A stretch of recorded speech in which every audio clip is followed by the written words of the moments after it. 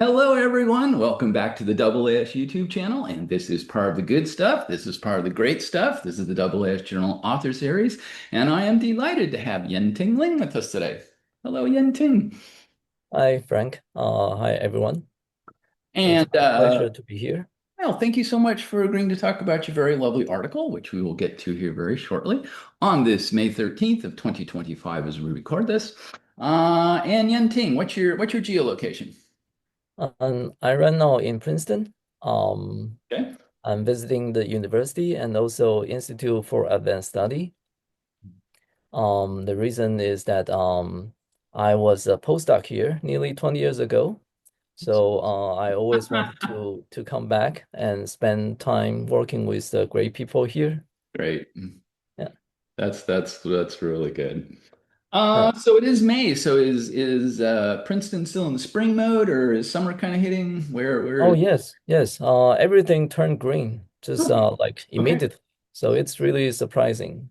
Yeah. Um, Although I'm actually based in Taipei, uh, I'm a research fellow at the Institute of Astronomy and Astrophysics, Cool. Academia Sinica in Taipei, Taiwan. Cool. Um, but I'm currently visiting Princeton. How Yeah. long are you in Princeton for? From December last year until the end of June, Okay. so 7 months. Very nice. Very nice. Very cool. Good, good, good. Okay, and let's see. So I'm in Phoenix, and we are definitely in our summer mode. Mhm. In fact, our green season is over, so everything's starting to turn brown as the heat goes up. So, Oh, really? oh Wow. yeah, yeah, yeah. So we're warming, except for the cactus and the Palo Verde trees. They stay green all year round, but in general, the spring flowers have come and gone. Okay. Very. Once I had a MMT run Hmm. during the last year of my grad school. Okay. That's a 7 night run, Nice. but we didn't open the dome for the first 6 nights. Huh. It was snowing, Ah, okay. and then the seventh night it was clear, but we couldn't still open the dome because the humidity was too high. Yeah. Yep. On my way back, to I I I just felt so sad looking at all the cactus. Oh, hopefully you got another run on MMT or something later. Oh no, that's It was gone. yeah. Dear Tack, please give me another week. Cool. Okay. Yen-Ting, what do you like to do for research when you're out there observing at MMT, let's say? So the thesis topic for my PhD was on galaxy clusters. I studied like various properties of galaxy clusters, Cool. including how galaxies evolve in clusters, especially the brightest cluster galaxies, Okay. BCGs. Yeah. And also I focus on radio galaxy populations in galaxy clusters Okay. because at the time, back in 2005-ish, we believe they could potentially be a serious contaminant for the SZ signal Okay. uh, for the then up and coming SZ cluster surveys, like conducted by ACT, Atacama Cosmology Telescope, Uh-huh. as well as South Pole Telescope. Yes. But during my time as a postdoc here in Princeton, my colleagues and I found that the contamination was actually quite small, so they are not a threat to precision cosmology from SZ. Okay. So yeah. But then as I try to broaden my research areas, I'm working on pretty much everything related to galaxies. Right, there we So go. All things galaxies. yes, so I like to study the initial mass function of galaxies, Sure. um, and how do we connect distant galaxies to the local ones, guided by our understanding of structure formation in the universe. Hmm. Um, Sounds and like this, sounds like what we're going to cover. oh yes, yes. So, um, one. one central theme throughout my research is how to make a connection between distant or universe at different epochs together. Right. That will allow a faithful comparison with theoretical predictions. Hmm. Yeah, Very cool. Very nice. And that is going to bring us very naturally and lovely to this very awesome AJ article. It is open access. It's the open access era, people. You can go grab a copy for free. Go get one. Evolution of massive red galaxies in clusters from z equal 1.0 to z equals 0.3. And Yen-Ting, take us away. thank you. So conceptually and also structurally, this is a very simple article. So I would like to first acknowledge the contributions from three of my former students, Kaifeng Chen, who is currently at MIT, and Congqi Chen, who Uh-huh. is currently at Asia A. Okay. That's short for my institute. Basically, it's Academia Sinica Institute of Astronomy and Astrophysics. Hmm. But Congqi will go to University of Utah in this fall. Oh, And nice. then the next student, Chen Yu Zhuang, he is currently a graduate student in Arizona. Uh-huh. Not too far from me. Okay. Yes. And then the last co-author is my long-term collaborator, Masamune Oguri, who has done tremendous work on uh, almost every field in extragalactic astronomy. I respect him really greatly. That was a great shout out. Wonderful shout out. Okay, let's go. So as we mentioned before, my long-term goal is to come up with ways that connect cluster populations or galaxy populations at different epochs in the history of universe, Hmm. so that we can make a fair comparison and learn how the clusters or galaxies evolve with time. Hmm. So basically, um, very long time ago, with limited amount of data, people simply observe some sample of clusters at high redshift, say maybe one, Right. and then they just compare the properties of those clusters with the present day clusters, Yes. and then try to infer some evolutionary tracks There of, you say, galaxies living in these clusters. go. Uh-huh. But with the knowledge of lambda CDN or how structures grow in cold dark matter models, we Yes. know that this is not a comparison between apples and apples. It's rather oranges to apples. Something That like is that. Yes. because, yeah, that is because usually when you detect things at redshift 1, they are the most unusual or massive populations, Uh-huh. which Let's will see. be unlikely to be the progenitors of the local clusters that we observe. Fair. Yeah. So for example, if you want to study the progenitors of a coma cluster, which is the a very distant yet very massive cluster, Yep. you will want to look at lower mass clusters at redshift 1 instead of the most massive clusters you can find at redshift 1. Yes. Right. So um Right. this is a simple concept, but to really implement that, it takes some efforts. Indeed. So Yeah. so for example, in the third paragraph, Yeah. we introduce this top N selection method that's based on an ansatz that given a comoving volume, the most massive N halos will remain among the most massive N in a later time. Okay. So conceptually, this is natural, but we have to test this against numerical simulations, taking into account that we cannot select clusters or halos just by their mass. because well, with the current technology, we still cannot do that.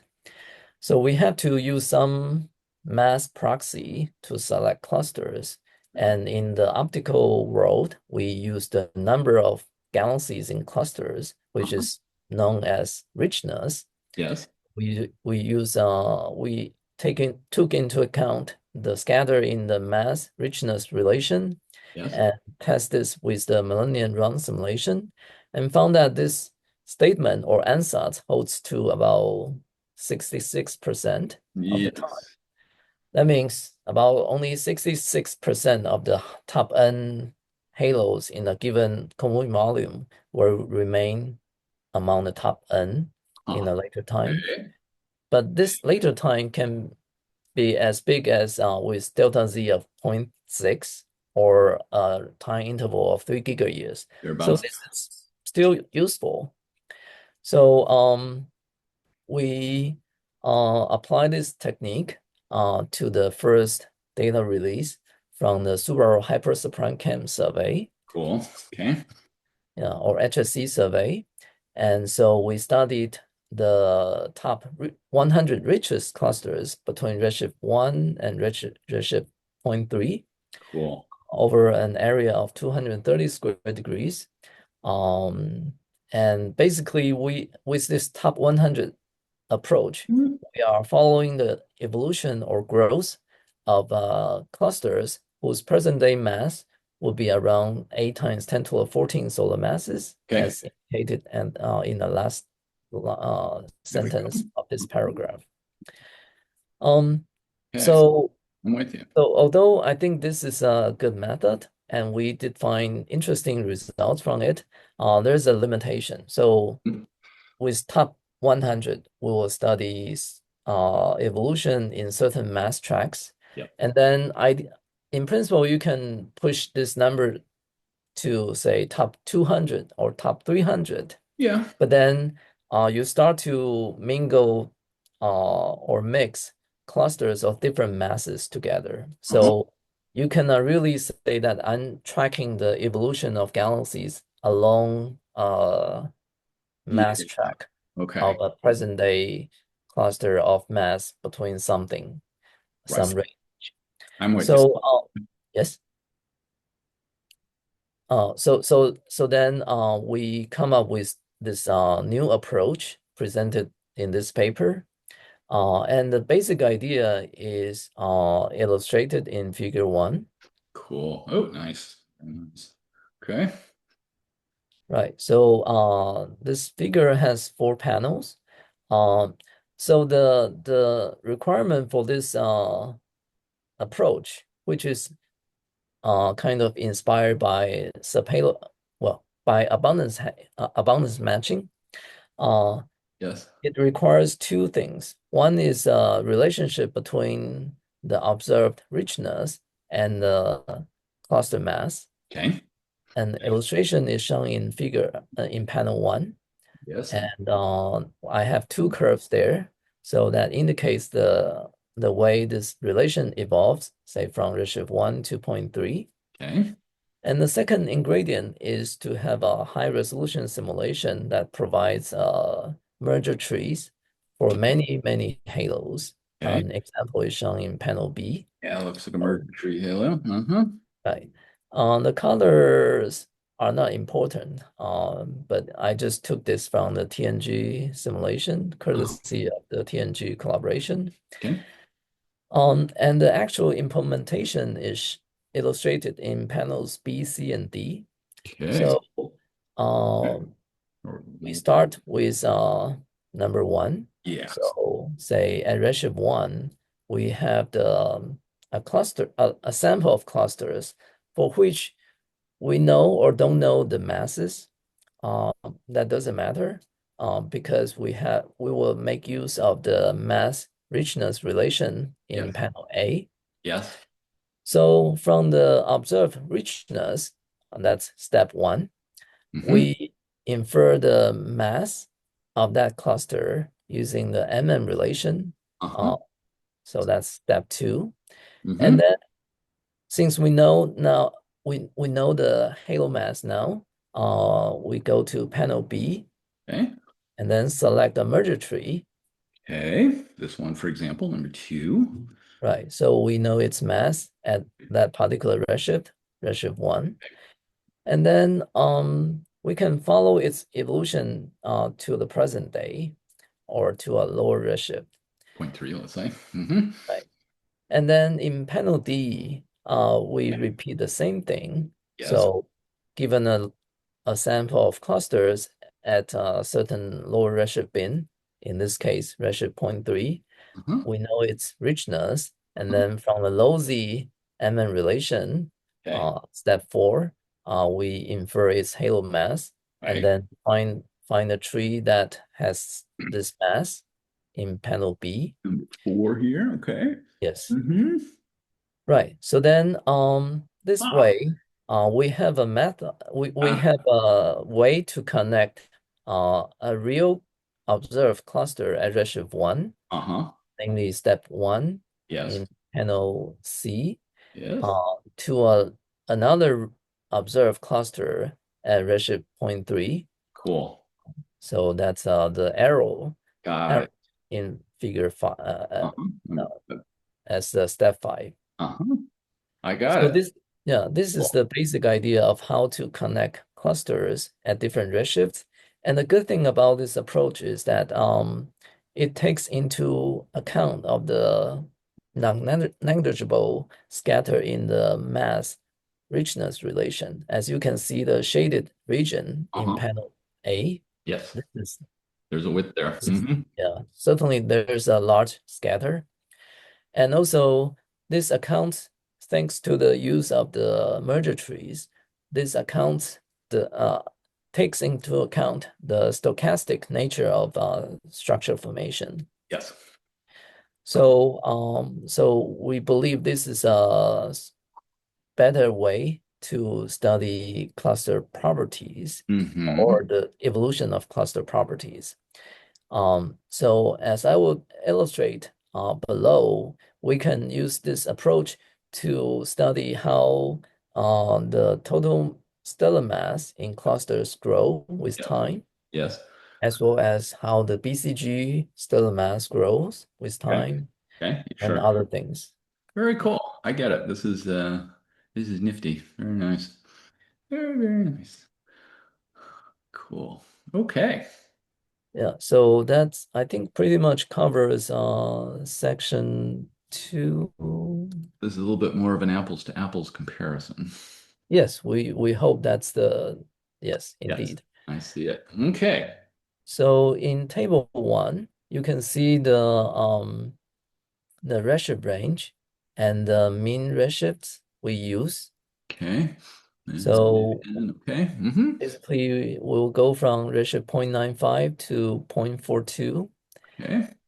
And then I just show the corresponding snapshot of the simulations we use from Millennium simulation. Uh-huh. And Yes. then the next column is the number of clusters we have. So we use a public version of the clusters from Hyper Subprime Chem survey. Okay. So we have a lot of clusters, and that covers an area of about 780 square degrees. That's Okay. in section 2.2. Yep. Yep. Right here. Mm-hmm. So above richness of 10, there are about 14,000 clusters in Okay. this redshift range. Nice. Okay. Yes. And then I guess another key point to note is that we want the so we split the cluster samples into 5 redshift bins, Okay. and each of them cover the same co-moving volume. Yes. So if Yes. you look at figure table 1, you will see that the delta Z for each of the redshift bin is not the same. Uh, So the first one is from zero point 0.3 to 0.55, yep. but then the last one is only Point from 09. 0.9 to 0.99. Right. So this is because as you go to further and further distance, the co-moving volume, uh, the same co-moving volume requirement will translate into a smaller and smaller redshift bin. Correct. Okay, good. I'm with you. Okay.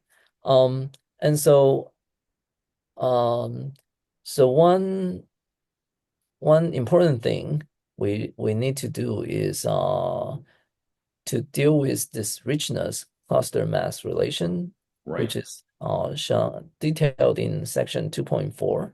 Mm-hmm. So basically, equations 1 to 3 are taken from Murata et al., where they study the richness Mm-hmm. cluster mass relation of the Mm-hmm. Camera cluster sample using weak lensing Yeah. uh, Okay. between redshift zero point 0.1 to 1. And that's perfect for us because that's the redshift that encloses the redshift range that we want to use. Mm-hmm.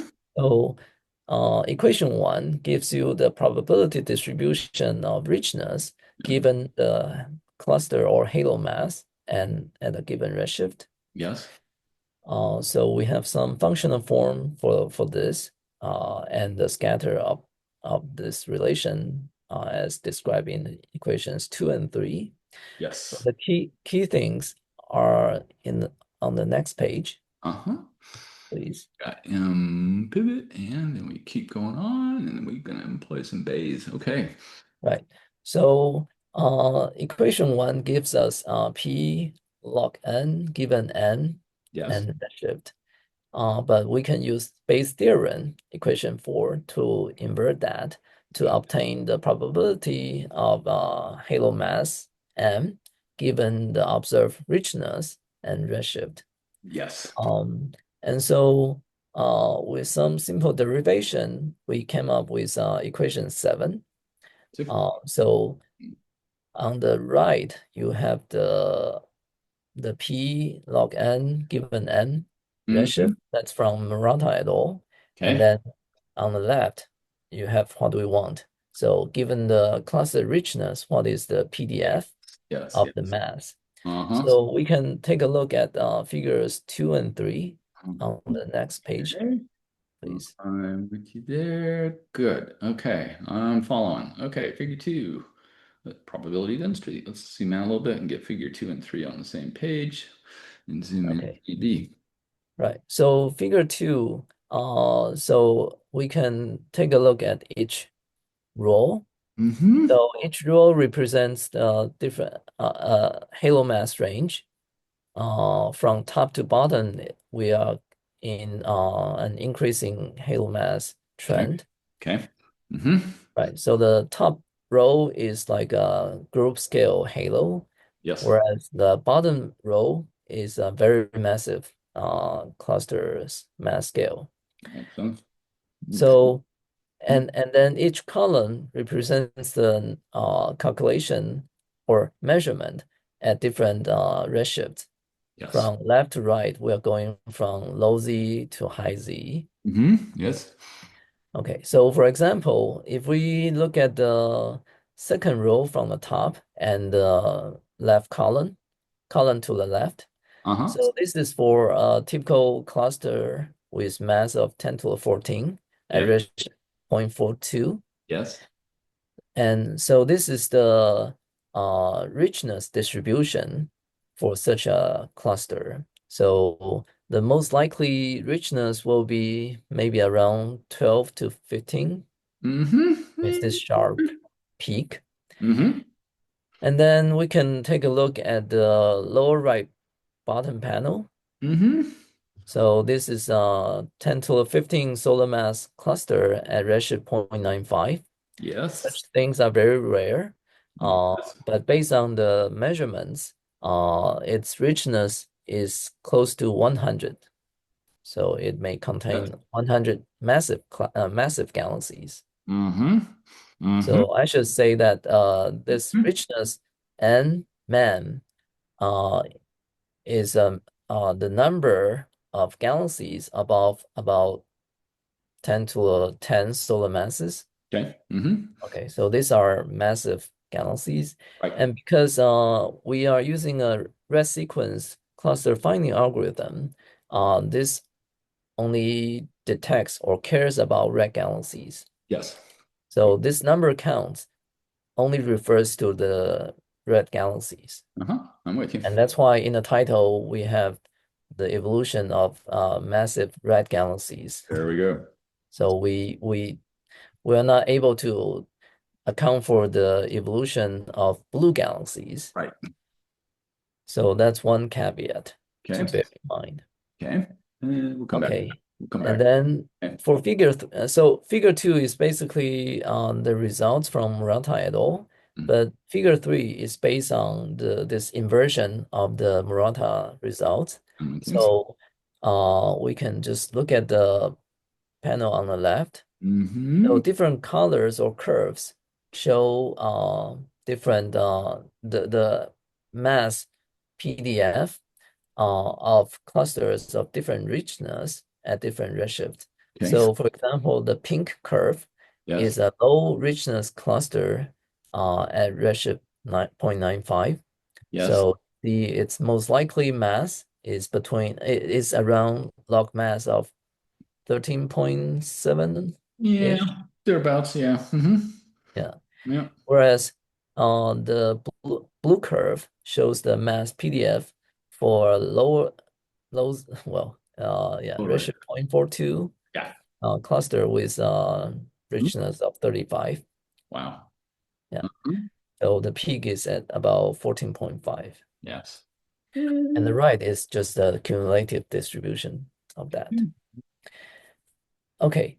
I'm with So let's see. So now I think we pretty much covered the methods. Um, Okay. and so I think we can go to the figures, Yeah. So we're gonna do some evolution here. right? Okay. So let's start with figure 4. Right.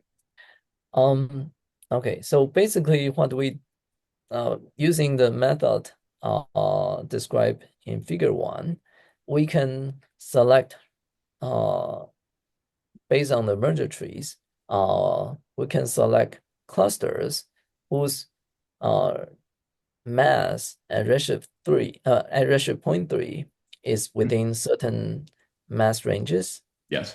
And so because of the depths of HSC, we can probe to very low mass clusters at highest redshifts. Cool. That's redshift 1. Hmm. And so we are able to split our cluster samples into three halo mass bins. Yes. So the red, green, and blue symbols represent our three halo mass cluster mass bins. Okay. So the red one is our most massive bin. Yeah. So the cluster mass at redshift zero point 0.3 is about 10 to the 14.6. And the Hmm. blue points are our lowest mass halo mass bin. The log mass is shown there as between 14.2 and 14.4. And the green points are our intermediate mass cluster sample. Right. So in this figure, the x-axis is cluster mass. But because of the way we construct the cluster sample, you can Yes. also think of it as a arrow of time. Time. Yes. Right. Hmm. And the y-axis is the stellar mass in the red galaxies. So Cool. we are talking about the total stellar mass content in Oh, red galaxies, very cool. Okay. right? Yes. And they go up. Yes. Okay. I'm with Yeah. So for each set of points, the one to the left, as indicated by the black arrows, you. Hmm. there are measurements at a mean redshift of 0.95. Yes. And then the points to the right of each of the um, sets of points indicate measurement at mean ratio of 0.42. Very cool. Yeah, so this is why I said that you can regard the mass as the arrow of time. Right. So we basically see that the cluster mass goes almost linearly with cluster mass. So Hmm. if you measure the slope, it's about 1. Yes. Yeah. Okay. Okay. Uh-huh. Yeah, I see that. I'll buy that. Uh-huh. I think that's in table 1 too. Yes. No, not yet. Okay. Okay. But it And is then there. yes. So if you can go to figure five, please. Right. So this is for that mass range. And okay. And These are and so this is showing the similar thing, but just for the BCG stellar mass. right. So the previous figure contains everything, but now in this figure, I'm single out the most massive galaxy in the clusters. Okay. So Okay. again, the three color sets represent our three sets of cluster samples. Uh-huh. And you can see that from redshift 0.95 to about redshift 0.7, there is some growth with time or with Okay. cluster mass. So on, But yeah. then, but though that, there doesn't seem to be much growth. If anything, it drops off a little bit. Yeah, but well, given the error bars, it's Fair. yeah, Fair I enough. think it's fair to say there's Fair not enough. much indication for growth. Okay. And so this is consistent with my findings. So for example, if you can go to the right slightly, Yes. I will go to the right slightly. yeah. So I said in Lin et al. 2017, we traced the evolution between. Right. So that's for figure four. And Hmm. then for figure seven, that's in the next, sorry, figure five, that's in the, oh, I think I'm going ahead of myself. So that's It's all good. Yeah, this is already figure seven, so I think the discussion is further up here, perhaps. Yeah, figure six. So right. So now right. So oh no, that's here's figure actually the five. discussion, right? So here's figure five. Yeah. So okay. Let's just move to figure six. Sorry. Okay, it's all good. It's all good. So I get to look at things twice. I get it in my head that way. Yes, here we are. Okay, so we're gonna do BCG to total stellar. Okay, at figure Right. six. Okay. Right. Mhm. So this is kind of redundant. Basically, I just divide the result from figure five Yes. on that of figure four. Yep. So now we have on the y-axis the stellar mass ratio between BCG and the total galaxy stellar abundant. Okay. So we can see a steep drop We're with time. falling That off. means the Okay. BCGs become less and less dominant Yeah. in the cluster stellar mass content. Yes. And if the trend continues to redshift about zero, Hmm. then we will recover. I believe we will recover what I found more than 20 years ago. Yes. Yes. So as part of my PhD thesis, my advisor and I look at the BCG properties in a sample of nearly 100 nearby clusters, and we did look at the stellar mass ratio between BCG and the total galaxy Okay. uh, abundance, Uh-huh. and we find that BCG becomes less and less dominant as we go to more and more massive clusters. Very So I think everything is consistent right. with previous results. Very cool. But I think the good thing about this paper or this approach is that it gives, I think, a self-contained approach. Right.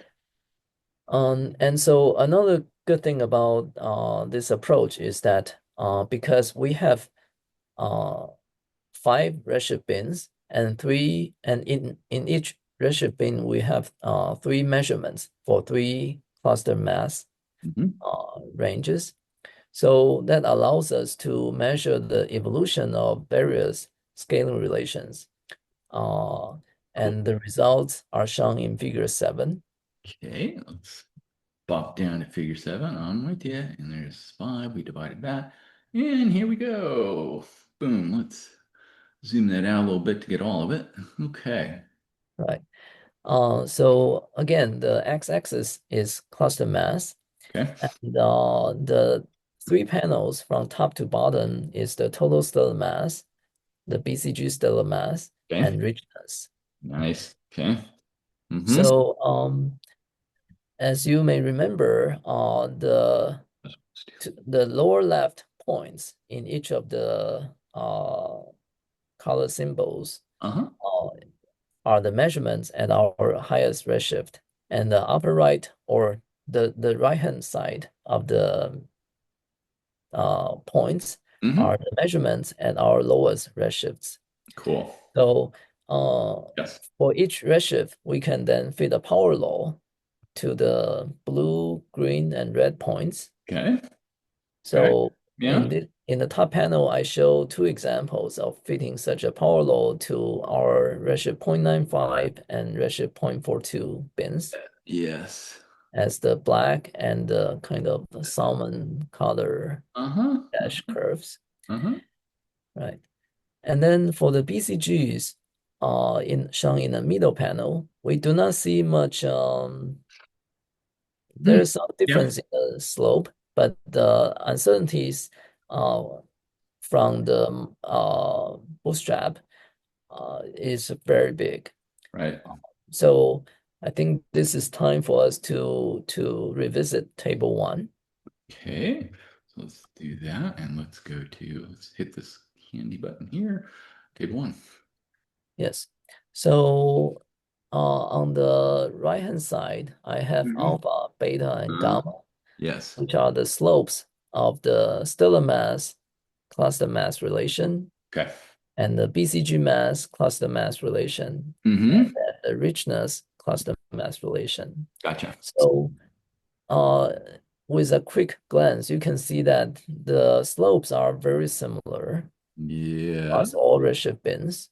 Uh-huh. So for example, for alpha, it's all around 0.68 or Yep. so. Yep. Yep. Yeah, and then for beta, it's about 0.2-ish, two Two, something, 2.6, 2.3. yeah, something like that. Maybe a little higher. Goes a little higher on this one, but yeah, Yeah, within very similar range. right. Especially given the uncertainties. Mm-hmm. And for gamma, it's also about zero point 0.8 or so. It's tight. Uh-huh. Smaller uncertainties. Uh-huh. Right. And so Okay. these findings are consistent with what I and other people have found. Cool. And this is actually so in a way, this is reassuring, uh, suggesting that this method should be reliable. And at the same time, it's also puzzling because um, I will not have time to talk about this, but a non-evolving slope for the stellar mass halo mass relation Okay. Okay. Let's say there's no or evolution. the richness halo mass relation is just very puzzling to me. Okay. Mm-hmm. Um, Okay. but that's as I said in the discussion, that's for future studies. We'll come back to that. Yeah. Okay. Very good. So so I think this is pretty much the result presented in this paper. Beautiful. Beautiful. Very nice work. Very nice work. I like the method. Very cool. Yen-Ting, I want to thank you so much for walking us through your very awesome AJ article. Thank you. Thank you. That was really nice. Uh, And you kind of touched on it there a little bit at the end. So let me push a little bit. And what do you think are the most important immediate next steps to follow up on? Is there more simulations that one might want to analyze, putting it up against real data, and just sort of next steps? Where do you think we go? right. So there are two things to do.